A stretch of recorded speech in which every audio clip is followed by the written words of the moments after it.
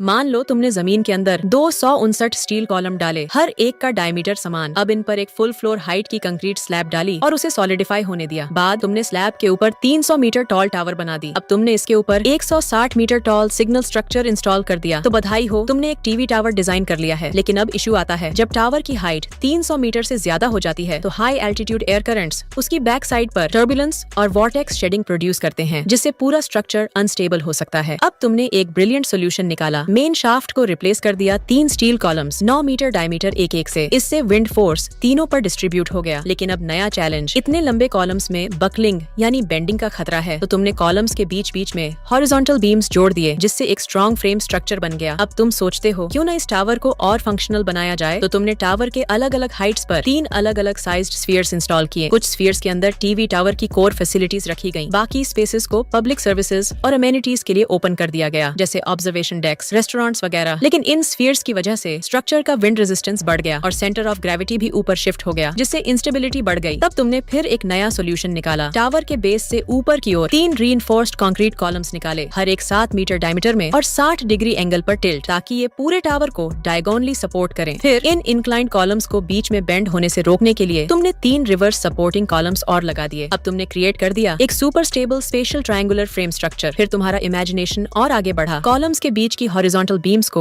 2 parts में divide किया, उनके बीच में ग्लास इनक्लोजर किया और सेंटर में एम्बेड कर दिया एक स्फीरिकल स्काई लाउंज, जिससे बन गई एक स्टनिंग हाई एल्टीट्यूड होटल। अब ये होटल अलग अलग स्फीयर से 400 मीटर तक वर्टिकली अलग हैं। तो तुमने हर मेन वर्टिकल कॉलम के अंदर हाई स्पीड एलिवेटर्स लगाए, जो सबसे नीचे वाले ग्लास लिफ्ट सिस्टम के साथ एक परफेक्ट ट्रांसपोर्टेशन लूप बना लेते हैं। और आखिर में तुम्हें आइडिया आया कि 260 मीटर हाइट पर जो स्फीयर है उसके नीचे का हिस्सा ओपन करके एक पैनोरामिक ग्लास ऑब्जर्वेशन डेक बना दिया जाए, जहां खड़े होकर तुम पूरे शहर को एक नए पर्सपेक्टिव से देख सकते हो। तो बधाई हो, तुमने डिजाइन कर दिया the Oriental Pearl Tower, one like for that.